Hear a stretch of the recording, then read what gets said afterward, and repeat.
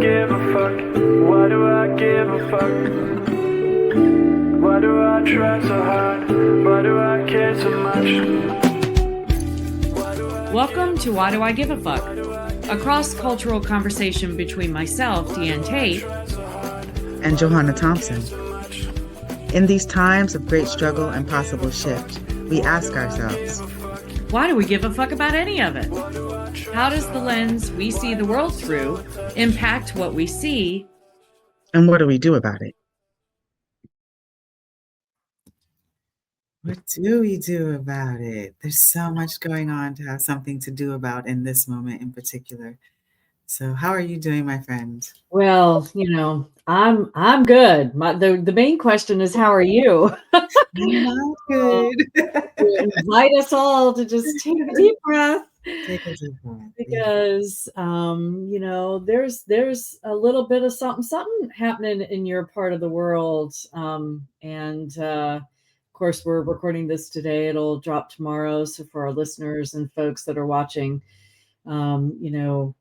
our friend Jay here moved to the island of Wood and Water a little while ago, living in Jamaica, but you're not in Jamaica right now, right? You're not. So just to clarify for everyone, I'm not on the island of Jamaica. I actually left last Wednesday because I still work with an organization in the States, Florida Restorative Justice Association, and we were having our annual Down South conference, Fashioning a New World, which was a wonderful opportunity for people of like-minded resource and thought about doing justice in the way that like our indigenous technologies are continuing to do justice. So that is. How was it? Yeah, man. It was a great conference. I'm going to say it was a great conference from my experience, being one of the people that were hosting and leading the conference. But then also from the conference attendees, I think that a lot of people, I know that a lot of people have communicated that they walked away with new understanding, with an expanded amount of knowledge, with a lot of community building, which is critical and important for this moment that we are in. It's just so wild. I've been communicating it as a VUCA, and this is an acronym that was coined for violent. What's the acronym? Violent, uncertain, chaotic, and ambiguous. VUCA. And so I am embodying that in my body right now in so many ways. So just to clarify, I'm not on the island, but all of my people, all the people that I love are on the island. We're in communication through technology until it shuts off. I heard that in St. James, they are going to cut off power, and that's the parish that I'm in. That's Montego Bay. And I'm assuming that they're going to kind of roll that type of like, I guess, sustainability protocol out, because on an island, resources need to be shared and dispersed to the best of your ability. There's a majority of people, and I'm talking from a very privileged space, there's a majority of people on the island that don't source their electricity power and water from government agencies. So those folks will be existing and operating in the ways that they do when they're collecting the waters coming from the river, and there's going to be lots of water. What USCNs call off the grid, living off the grid. Yeah. So a lot of off the grid living that a significant amount of the population are used to existing under. But then when the other resources from the folks that are not used to living that way, that's when I know that Jamaica and the government is trying to figure out how to make sure that people remain safe and secure and get some of the resources that they need, which is going to be very critical on the island after this Melissa passes. But, the thing that I'm going to offer is that the cultural spirit of the people of Jamaica, a lot of the folks are in the streets. I mean, and they do this down in Florida also. They're in the streets. They're keeping the vibration high with music, with singing, with laughter, with dancing, with building community. So that's wonderful to see. And I know that support for neighborhoods and communities is going to be strong because the people there don't just love each other. Like in Jamaica, the culture is somebody breaks down on the side of the road and 7 cars are going to stop to make sure that somebody has what they need. And especially if you're a female person, everyone's going to to try to figure out how to help and try to make sure that that you're safe and you get back back Yeah. going if you need to. Yeah. Yeah. So that's a beautiful thing. So it sounds like, as I'm hearing you describe that concept of community and how everyone bands together regardless. In the US, my experience here, and maybe you had this experience too when you lived in this country, is that stuff doesn't show up typically until there's a major disaster. So, it is a wonderful thing to see when there is a big disaster and when we do see people banding together. And I remember, back when I lived in Charleston, which was a hurricane prone area, when when we were hit with a storm, or we got, maybe a tail end of a storm, and people's trees were down and roads were blocked and things like that, you would see the neighborhoods coming together and helping. But it sounds like maybe it's a little more integral to the culture in Jamaica. In That US. is definitely the cultural context of it, because privilege is on a different scale. And so, somebody will need a roof any day of the year. Right. And community. Not just because of a storm. Not just because Right. of a storm. Yeah. You know what I mean? Somebody's shop, and shops are in the front of people's homes, or in what we would call a cul-de-sac here, and someone has put up a shop, like there for the community, for like the neighbors that are around to be able to come and get like just easy supplies. And then just like care and consideration, and kind of like the social structure of assistance is integral to people, and a lot of people are family. So that's the other thing when you're talking about your family is extended. So like when I'm in Jamaica and they say, where are your people from? And I'm saying like, Buff Bay in down in Portland. And then they say, what's your last name? And I'm like, Watson. And then literally walking down the street saying Watson, and somebody else calls their mama and says, this woman says her grandmother is Watson. So they say, oh yeah, that's cousin, sister, so-and-so. So there is also this connection of, community and extended family. If you don't know each other, you still make that relationship from the area of the island that you come. And so that's a really special thing. And then, when there's always good food and good music, those are biological enforcers, to keep people in a joy spirit of care and compassion, because it helps to alleviate a lot of the stressors. Now, this is not to say I'm not speaking in a very altruistic utopian manner. There's going to be struggle. There's going to be lots of people that need resources. There's going to be lots of help that's needed. There's going to be food insecurity significantly, because though it's a vibrant and plush land, the seeds that are sowed are going to grow back within 4 weeks and 6 weeks for people to be able to actually harvest and eat. Still, there's going to be a moment of like scarcity and a lot of rebuilding and probably putting together a lot of communities. One of the things that I'm really curious about, because I haven't seen structural infrastructure for this in particular, is all of the building that's happening from corporations. So like near to my home, there is like a mega mart type of facility that's going to be built. The Hard Rock is building like a couple of miles down. And I'm concerned about those things, because like the bricks and the sand and the boards and all of that kind of stuff is out. It's not covered. It's not housed in any type of situation. And then with 165 degrees of wind, living in Florida, knowing that a car can be, taken across the way, a tree can be flown, boats that are in the yacht yards in Florida get all smashed up on each other. And we're talking about fishermen boats. We're talking about a lot of water sports materials, and none of these places have any place to actually be covered and housed. And so I'm really curious, because when Beryl happened, there was a significant amount of destruction, but Beryl wasn't at what we're expecting with Melissa to be. And so, it'll be very curious to see what the cleanup is and to see when people can get on the island. I know with the airlines, there were a number of planes that went in yesterday and the day before to try to get people who are there visiting back to their respective countries. The Mhm. airport in Montego Bay is shut down as of now.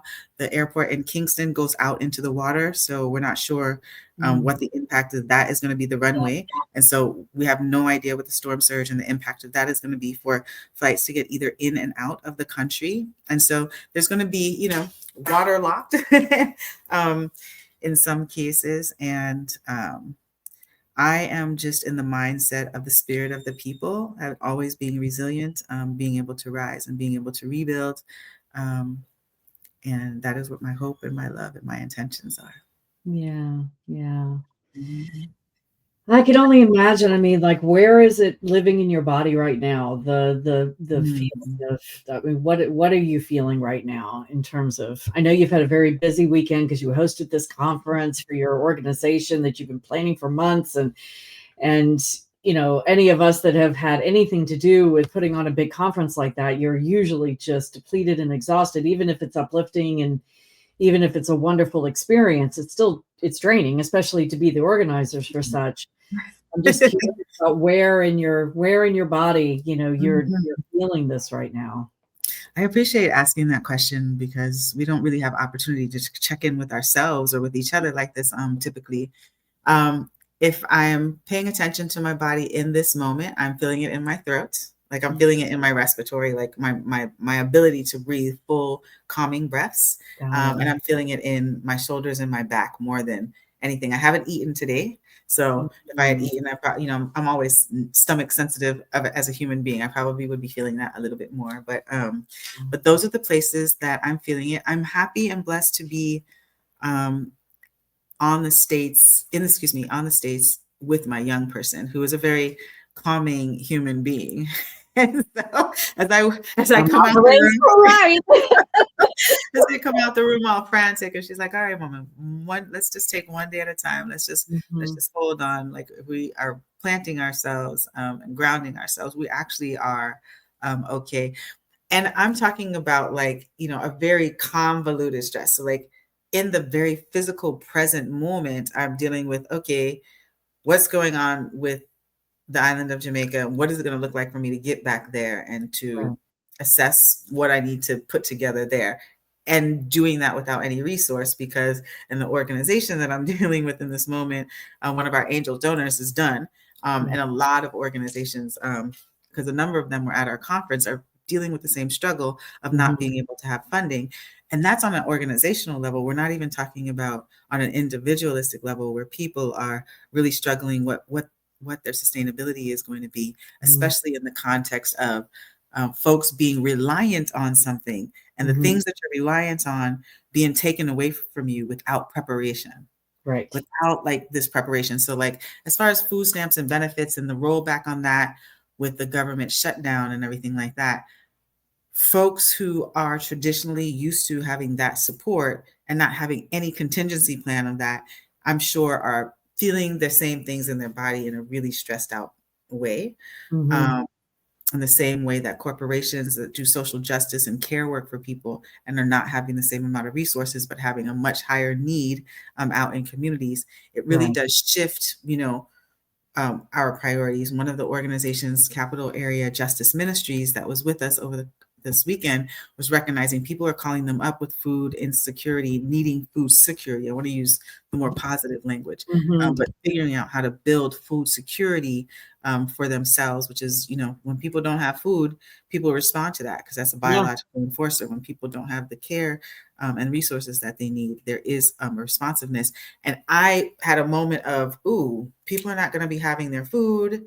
They brought in the militia. They've built all of these prisons. They're criminalizing poverty, but creating poverty. Yeah. So, yeah, It's a vicious it's cycle taking for my sure. breath. Yeah, it's taking my breath away. Mm. Yeah. Yeah. Oh, well, and I want to just say out loud, you know, we're definitely focused on Jamaica specifically because we do know this Category 5 storm is headed right for the island, but it's also going to impact the Dominican Republic. It's going to impact Haiti. It's going to Yes. impact, you know, quite a few of the islands in that area in the Caribbean. And so I guess I just want to say out loud, if any of them are listening or end up listening to this this episode at any point, that we just, we want to keep our thoughts and our good energies pointed in their direction for sustaining. I mean, obviously they've been through this before, living on an island in the Caribbean. You are going to experience these storms even more so maybe than those of us here on the U.S. territory. Certainly any of us that live on the East Coast, and certainly in the southern East Coast, know what it's like to have these storms heading in our direction. As I mentioned, I lived in Charleston, South Carolina for over 20 years. So every year in September of course it starts in June, but usually things start to really ramp up in September. And my daughter's birthday's in September. So, if I think about all the birthday parties that I had to postpone and redirect because of that timeline of when the storms usually come through. And of course, I'm not even going to mention that most of these storms start on the continent, off the coast of the continent of Africa, and then they come in this direction and they hit the cities that took, that the transatlantic slave trade was the most active in. And I don't think that's a coincidence. I truly believe that until we atone for one of the original sins of this country, which was the enslavement of the African people and the kidnapping of them, that, these storms are just going to continue because that's the universe's way of trying to get us to own our shit. That's just me, a little commentary there. But yeah, I just wanted to hold space for what it must feel like for you. I know that have you been there a year yet? You've been there a year. It's almost 2 years going on soon. Yeah. 2 years? Almost 2. Mm-hmm. Wow. Mm-hmm. I missed the 1 year. you know what this is an anniversary of, though? I'm 6 months out of having my stroke. Wow. 6 months. 6 months out of having my stroke, and look at my smile today. Sound effects for that. We need what do we need? We need applause. Yeah, man. That's a huge blessing. Within all of the context of this, I still have life, and I still also have all of my mobility. The only thing is my eyesight that still feels a little bit funny, but that is a blessing to be able to celebrate amidst all of this other chaos and remembrance. Yes. An opportunity to be here. Oh, I'm so grateful to hear that, to be reminded of that. And oh my gosh. I know. Many blessings for sure. And like you said, grateful that you're not on the island right now, even though that does, what I'm hearing is that brings its own level of apprehension because you're not there. So you don't have to necessarily directly feel the impacts of the storm itself, but worrying about your space, worrying about the people that you know and love on the island, worrying about how long it's going to be before you can get back. All of those things I can imagine are, it's a bit of a double-edged sword. You're grateful that you're not there, but you almost wish you were because you can't be connected. So yeah, I just wanted to hold you and appreciative that you were willing and able in the wake of this amazing conference that you just put on, and with all the stress that you've got going on, that you were able to join me today and to have a chat. And it's funny because after 20 years of living in Charleston and always being on hurricane watch at this time of the year, I've been now in the Northeast for almost 4 years. 4 years in just a few days. And it's interesting because I don't hear about the storms. It doesn't get, to my algorithm and my realm until they get really big and they are threatening something. My daughter is still in South Carolina, but she's inland. So even though she can get impacts of storms, she's not on the coast. And so, so it feels a little removed, I'll all of a sudden hear about a storm when it's gotten to be like Cat 4 or Cat 5. When living on the coast, you start to hear it, long before it's even dubbed as a hurricane, and all the planning that goes along with it. And so the neurons and the nervous system in my body gets triggered by that a little bit, because I know what that feels like to be watching, to have the Weather Channel on loop. And, we always used to we always used to try to find out where Jim Cantori was, because wherever he was, we knew was going to be where it hit. Although, tell me, who is this? Jim Jim Cantori. Cantori, he's a long time Weather Channel guy, Okay. and for any of you listening to this who might not be in the U.S. territory, the Weather Channel is like the go-to for all things weather on U.S. territory, and he was the guy that wherever it was going to be the worst, Jim showed up. And so I don't think it's as much anymore. I think actually there's a couple of other weather people that have taken his place. Getting old, just like anybody else. So he's like, I'm an Anderson Cooper kind of girl. You know?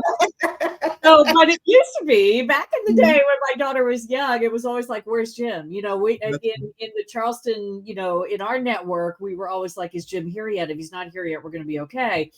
And then we also had in Charleston, the Coburg company was based in Charleston, and we have a on one of the main arteries, roads, if you will, on James Island is the Coburg cow. So it's the cow that sits up on it's fake, obviously, sits up on above the street, above the sign, and it spins, and it can be different colors. They change the color depending on the time of year but it's a national historical monument, whatever. So it's got some sort of historical status.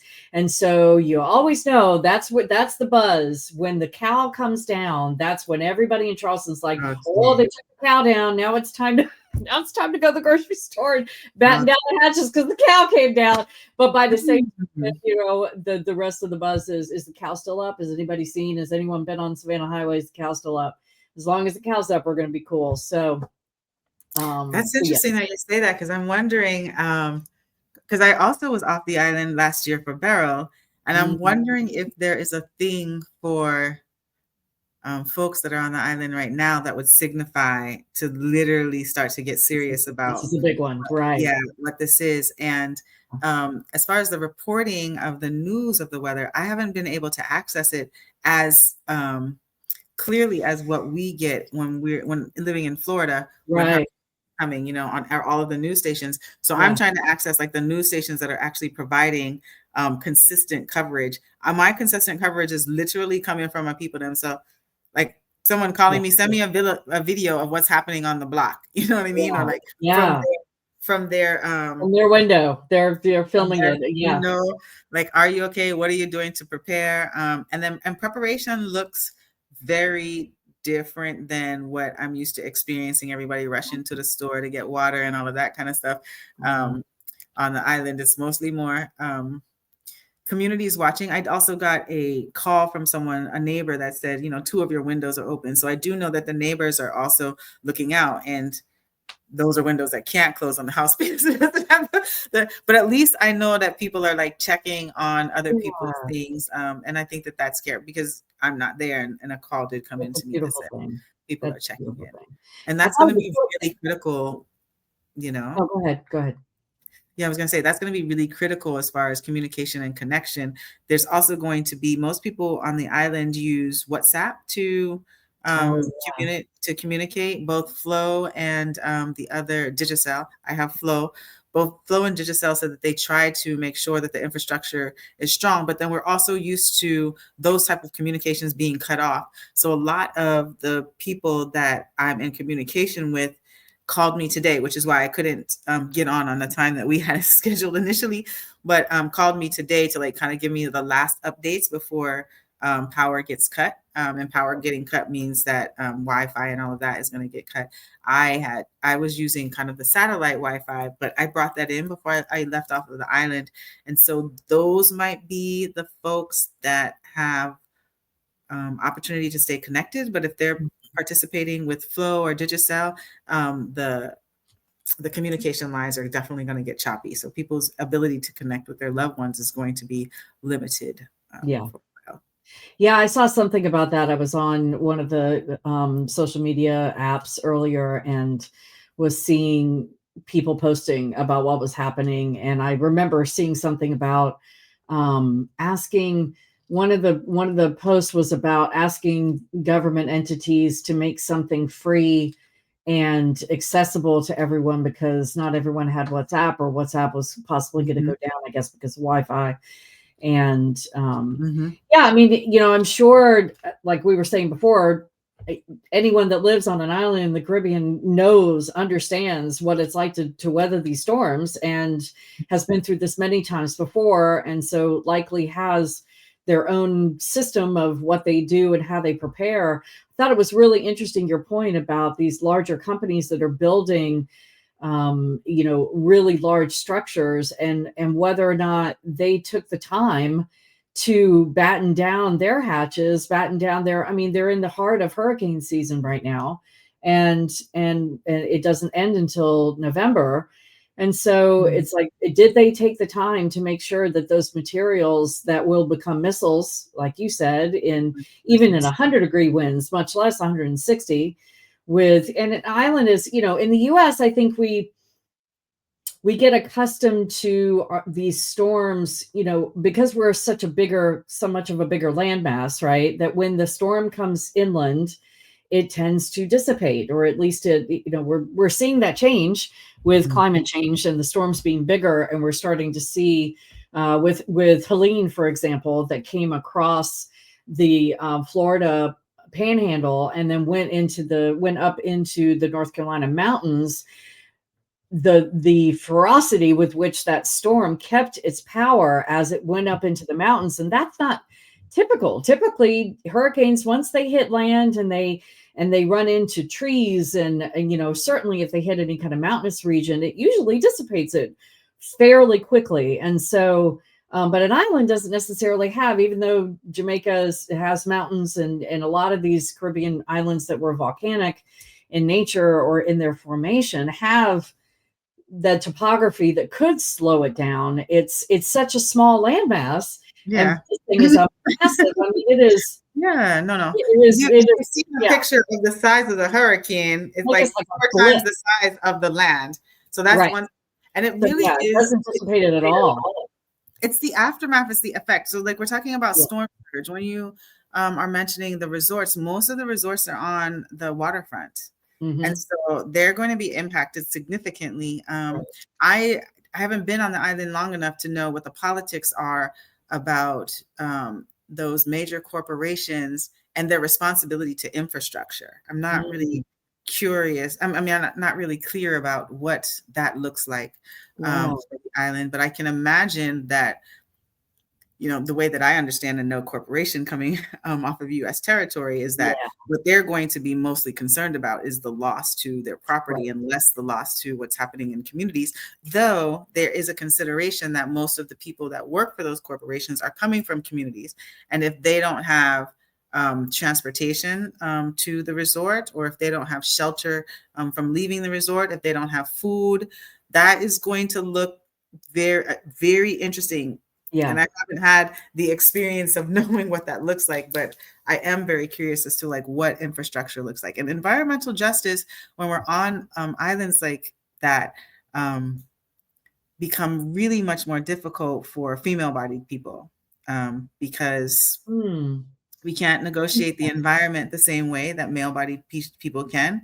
The safety risks, the ability to be able to, get all of the resources that are necessary becomes particularly important. And one of the things that I always talk about is, reproductive justice in Jamaica in particularly. And when we think about reproductive justice, we're thinking about, birthing, but I'm thinking about just being a female body human and having their safety. A lot of women in Jamaica are walking on the roads. And I've always been like, the roads need to be fixed in Jamaica, because as women are walking on the road and a pebble pops up when a car drives by because there's a pothole or and like that, the person that's at risk is the mama who's walking with her babies, from school or from the grocery store or whatever the case may be. And those are the communities that we have to protect, because that's our future generations. Those are the folks that hold and are bringing up our future generations. So environmental justice, specifically for female-bodied people, is a particular consideration that needs to be had, especially when you're on an island, and for safety and for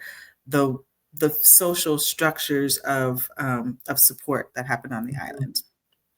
Yeah, I'm thinking about these, getting back to the corporations, I'm thinking about, that they've got insurance, right? So for them, losing, having the impact of a storm taking or impacting their materials, their source materials that they have sitting there, it's going to be a pain to them. It might be lots of paperwork and time, but they're insured. I'm sure they have insurance to cover, I would imagine. What does international insurance look like? That would I be don't wonderful to know. have I mean, something to I come would up and imagine right? they would have to have some kind of coverage. Otherwise, Mm, we know that most corporations don't do anything unless the bottom line is sound. And if sure. they're going to be building something that requires that much materials that you can't necessarily source on the island, you have to ship them there, Mhm. which already costs an arm and a leg. And then you've got, you don't want to run the risk of losing all of that without being insured. But what I heard you say, or what I thought of when you were talking about people not necessarily having the transportation to get to the site, if they're relying on the local people to shore up all of those materials and they can't get there because they need to take care of their own families and shore up their own houses, it's like but I guess maybe I'm a little cynical, but I'm not really thinking that the corporations care at all about the amount of missiles that they left sitting unprotected, and what kind of damage it could do to the community surrounding where they're building. They're just thinking about, how can I get reimbursed for the supplies that I lost? So I think that a day's wage, just to give people kind of an economy of scale about care for workers in Jamaica, I think a mhm. day's wage is at $3,500, 3,500 Jamaican, which is about $30 a day Oh, wow. Wow. for an 8-hour day. Yeah. So like, so I'm And I confident. don't know a lot about the economy. Does that the economy in Jamaica, Oh, that's not I'm helpful. We're on yeah. an island, everything in the island costs 3 times the amount, which is why people with privilege Yeah, leave the island, or they ask family members that are outside of the islands to right. send product, like just basic need products. Like when I need something, when I'm making these videos and I'm off the island, most of the time I'm coming to shop for soap and toilet tissue and soap powder, because on the island I'm going to pay $30 for a gallon of Tide to wash my clothes, or $5 for a bar of soap, or Yeah. $7 for a toothpaste. And that's, for me, that doesn't make sense being from the US. And it's a fairly large, I think I've read somewhere that it's there's a fairly large community of Jamaican folks that live in the US for the Absolutely. sole purpose of working to send back, Mm, because they can I mean, so I guess I just wanted to say that out loud for anybody that's listening, thinking about the, we're there's lots of conversation in the US right now about immigration and about absolutely. why people come to the US. And the narrative that we hear all the time is that they're coming here to take our jobs, or they're coming here to take, or or they're coming because they want to, it's never just the real story about people who are just trying to do the best they can for their families.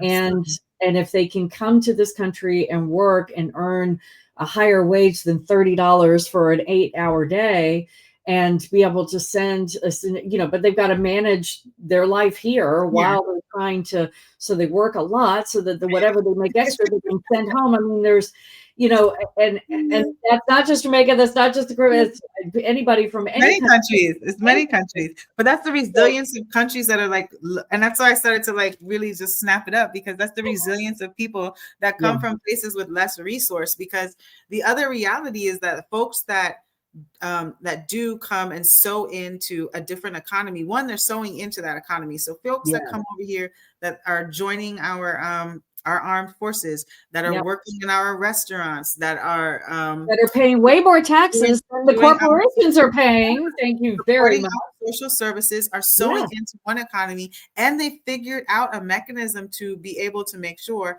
that they are supporting the economies from the heritage and the countries that they come from right. as well. Because when the money goes back, it's not played with. The money is like building houses, you know what I Yeah. mean? It's putting the young people in school and like Mhm. continuing this cycle of being able to advance and elevate the communities. But there has to be stronger structures and a a better proportionality of wage, because a lot of the corporations that are coming in from the US are not paying their workers fair wages. Mm-hmm. And they should be, and they know what the work is worth. Yeah. And that should also be something that the government makes a mandate of these corporations when they come in and are taking so many resources from these wonderful Well, that's part of the reasons why corporations build in other countries, right? And it's why so many of our manufacturing companies, manufacturing systems left the US and went to other countries, because they can get away with, based on the economy of the country that they went to, the labor is a lot cheaper. You know, they can get away with paying ridiculously low amounts for their workers, and then ship the goods over to the US and charge premium prices. And so we wonder why in the US why there's so little manufacturing anymore. It's because it's so much more, you know, their profit margin is so much better when they are, you know, and they like to spin it as if they're creating jobs does that sound familiar? Creating jobs in other countries. And they're only doing it because they can pay people cents on the dollar for the work they're doing, if they even pay them at all. So, and the working conditions are horrific. And I mean, we've been hearing, or at least I've been hearing, I know you have too, about the cobalt mines in the Congo, and the child labor. There are no labor laws in a lot of these countries, and children are working there to death, survive every day. And so, yeah, it's a shit show on global proportions. But I guess I don't want to misrepresent, though. People are happy on the island when there are opportunities for jobs. So even if they're not getting, you know what I mean? It's kind of like internal struggle. Like if you're talking to anyone who is talking about having an opportunity to make money and have a job, they are definitely happy that this type of corporate infrastructure is happening. It's just that there needs to be some accountability on the corporations to not take advantage of the labor. Right. It's the way to think about it. So, and accountability. I actually was just listening to, not long ago, maybe a week ago, I was listening to Amanda Seales in an interview, and I should have researched this, but it just came to my mind. So I do not remember the name of the woman she was speaking with. My apologies. But she was a person who I believed managed tourism for Grenada. Amanda Seales is Grenadian. And so she was speaking to this woman, talking about, and the thing that they were talking about that really struck a chord with me was the idea that when we as tourists, and I'm speaking to my USians here, because a lot of us like to travel to the Caribbean islands. We like to travel to places and we love to go spend our dollars. But where do we spend our dollars when we go? What kind of impact do we make on the island or the land that we go to? And the woman that she was interviewing, who was the head of tourism I believe she was the head of tourism for Grenada, was talking about the choice that you can make as a tourist to stay at a place. And it made me think of you with your guest house, to stay at a place that is local run, that is where your money will stay in the economy of the island that you're on, or the area that you're in. Because she was saying that so many of these U.S. run corporations, like Sandals, some of the bigger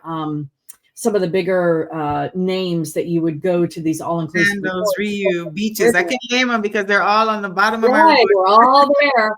You know, that oftentimes when you go to them as a person who's like, I hear all the time people say, oh, I love those all-inclusive resorts because you just go and you don't have to go anywhere. Well, first of all, why would you want to go all the way to a beautiful island in the Caribbean and not meet any locals? That's number one. But number two, the money that you're giving to these all-inclusive resorts is leaving the island. It does not benefit that community at all. So and then you're raping the environment. It was a big aha for me, with the idea that as a tourist, I need to be super mindful about where I'm going, who I'm supporting, where my money is going. Is the money that I'm spending on that island or in that area actually benefiting the communities that are there, or am I handing it to a corporation that's just going to take it off the island? So I just wanted to speak into that because I thought that was super important as we're talking about tourism. No, it is a major consideration. And to expand on that thought is that those corporations are raping the resources of the island that the indigenous communities exist on. Excuse me. Excuse me. And so it is also creating more environmental justice issues. And I want to talk about what it looks like for us as we continue this conversation, for like, what are some of the ways that we can resolve some of these issues and some of the ways that we can create a better travel economy than exists now. And I think it starts with awareness, right? It starts with thinking about, another point to make, and that I know we have to go, but another point that I've been thinking about, as there's so many USians who have the resources to do so are exploring moving out of this country because of the state of affairs here and where it's going. And I just want to plant this little seed or this little nugget, and maybe we can expand on it in another episode. But the idea that if you're thinking about moving to another country as a USian, first of all, you're not going to be an expat. You're an immigrant. You're going to be an immigrant. If you go to another country to live, you're an immigrant. So just wear that for a little bit. And the second thing is, or another thing is just the impact that you make on that country. If you go to another country, are you consciously finding out about the local and the indigenous and the cultural aspects of where you move to, or are you only looking to just pick up your USian mindset and take it to another country and create another USian environment? And as a person who has actively thought about moving out of this country, and I know you did, but you went to the land of your ancestors, so I totally get that. But I think that's really important for all of us to think about. And I think that goes along in the same lines as being mindful tourists, being mindful and intentional people who, we talk about shrinking our carbon footprint on the world, but we also need to think about our cultural footprint and what we do to colonize and to extract from other cultures when we go other places. And I say we, I'm mostly talking about USians, because that's who we is. We also have to check out the narratives that exist that feed into that, because a lot of people, when they are traveling, will be like, stay safe. The people, it's not safe to go out of the resort. You don't know. Go out at night. Which is just madness, because that's not the reality. I mean, every place is unsafe in some way, and every place is safe and wonderful in some way. And who are we kidding? The U.S. is one of the most unsafe countries that has been for a very long time. So. It's both and. Absolutely. Absolutely. Well, my friend, we are sending lots of love to Jamaica, to the DR, to Haiti, to any of the areas all of the that are going to be impacted by this storm, and looking forward to hearing about how everything is going. You'll keep us posted on everything, on what's going on the island as well. So, and a celebration of how we rebuild. Yes, always how we rebuild. And congratulations on your 6 months since your stroke and your healing journey. And I just continue to love you and appreciate this friendship. So absolutely. I'll see you again. Right. Keep talking about it. Yeah, absolutely. Absolutely. Thanks for joining us. Until next time, as you move throughout your day, continue to ask yourself, Why Do I Give a Fuck is produced in collaboration with Johanna and Diane. Music by Norwegian musician Water. See you next time.